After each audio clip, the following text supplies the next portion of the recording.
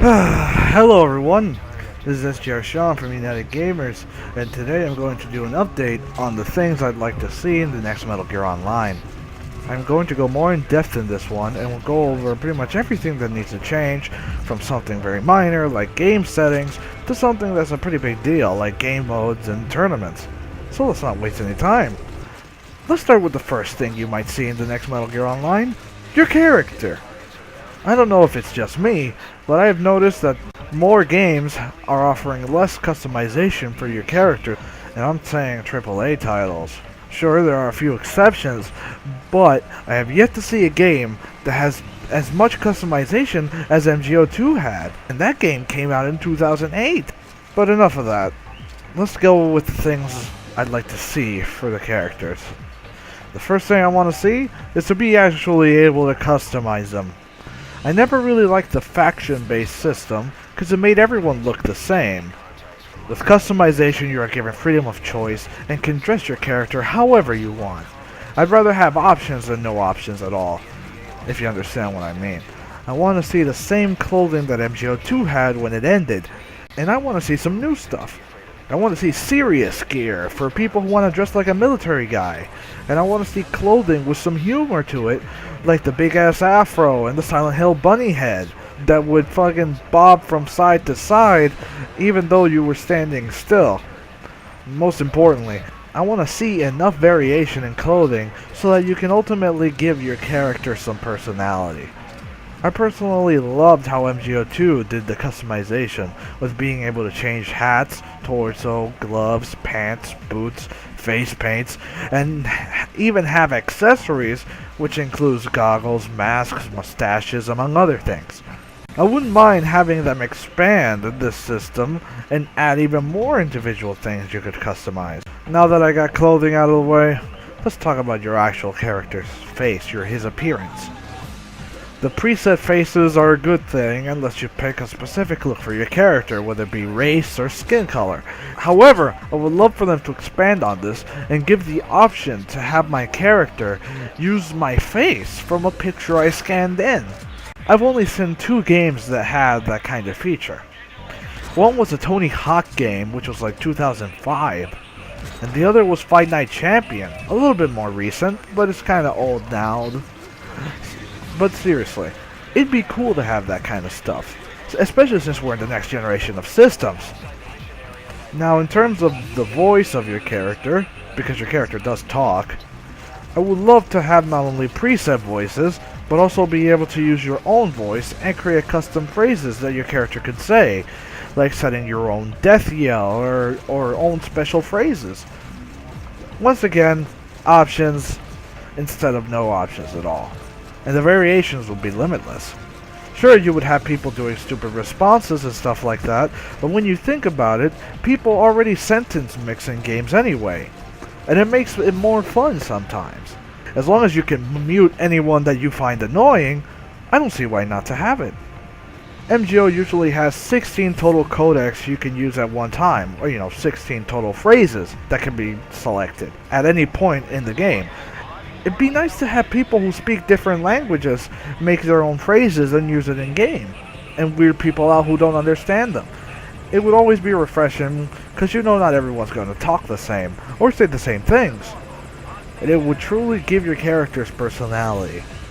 Sure, this is something that probably not a lot of people want, but it'd be cool to have if you think about it.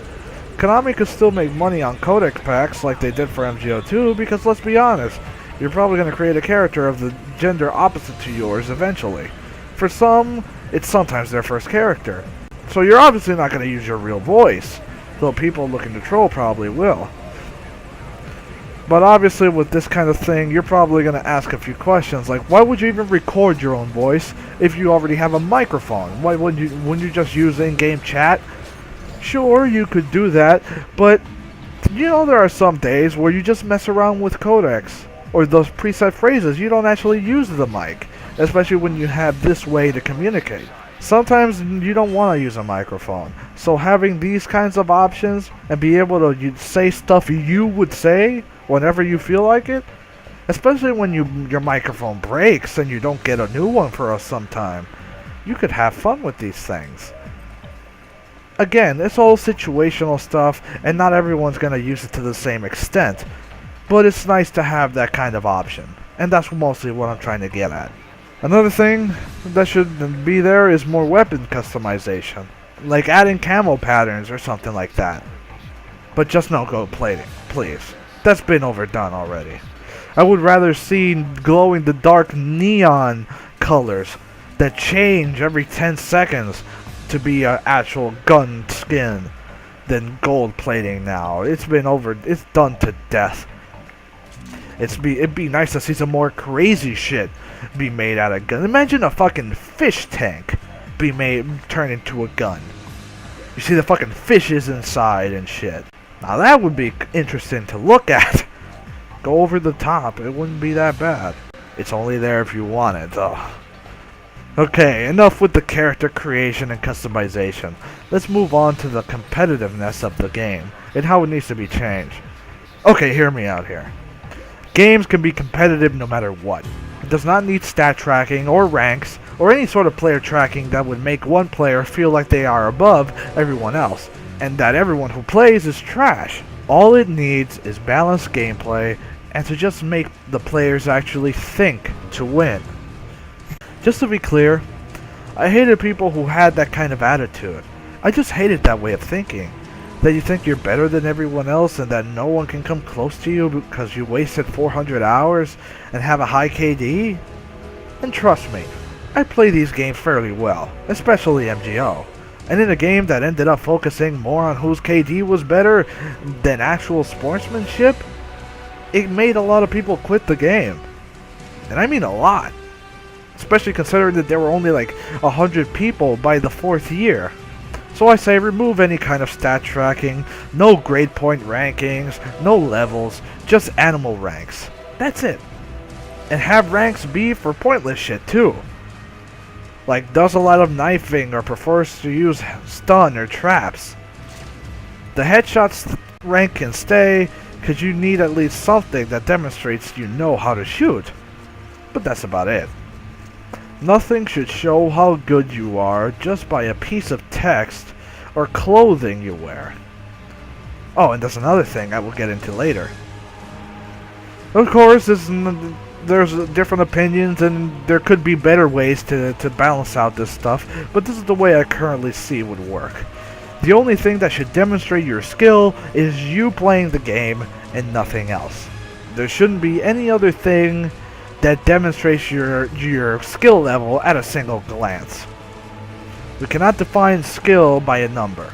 It needs to be actual experience and actual visual, something you can see happen. We don't need a number, we need to actually see these people play and then make a decision on whether they're good or not. Oh, and stop with the 1v1s in games that are supposed to have teamwork be the main way to play. Honestly, what the hell does that prove? That you're better fighting against one guy? Come on. Eliminate an entire team with just a knife in an official tournament, and then you can brag about it. Oh, and another thing. If levels need to stay, then I say keep it the way MGO2 did it. Only 22 levels, but you really needed to play good to get there. And I mean impossibly good. Because no one actually did it. Legitimately anyway. And if you played bad at least once, then you had a chance of going down a level. It was a cruel system that motivated you into playing your best and improving. And I liked it. One thing I'd like to see change is to not give you such negative points when you're playing against another player of really lower rank. In MGO, level 0 to 16 was a huge gap in skill. But skilled players also made a lot of characters, and all of them would start from level 0 again. Because you could make more than one character in MGO as well. And this was before the update that changed that. But still, at the time, people took advantage and went against higher skilled players because they knew that no matter how hard the other guy played, he would still get negative points in his level just for fighting a lower ranked player. Or, in this case, negative experience. I think lower ranked players should get a boost in level when fighting higher ranked players. But I don't want to have higher ranked players getting penalized for playing a lower ranked player. It just doesn't seem fair. Especially when the lower ranked player is secretly a higher ranked player that already has experience in the game. Oh, and let's not have any unlockables have anything to do with the levels. I don't want to have to unlock a gun just because of specific levels. Metal Gear Arcade did that, and it was cool, but that was an arcade game. And we still don't even have that in the US anyway, which I still think Metal Gear Arcade should be a downloadable title for the US, at least. Kind of like Time Crisis was. But besides that, I'm getting off topic. There should be no unlocks in MGO. It wouldn't make sense. It should stay the original way where you have access to every single weapon that the developers let you use, and the items you find are in the game themselves, and that's it. No super weapons like the flamethrower or the RPG in MGO1, because we know how that ends up. We don't need that. The Driven Point system would be good to have back because it lets you gain more higher ranked weapons. And hell, if you want to bring the flamethrower back, then it would be cool to have it in that fashion. Be only purchasable with Drebin points. Obviously, we're gonna have to change Drebin points to some other type of currency because there is no Drebin points in 1984, which is the time that MGS5 is based off of. But again, we don't know what's gonna happen. We can just start speculating, though.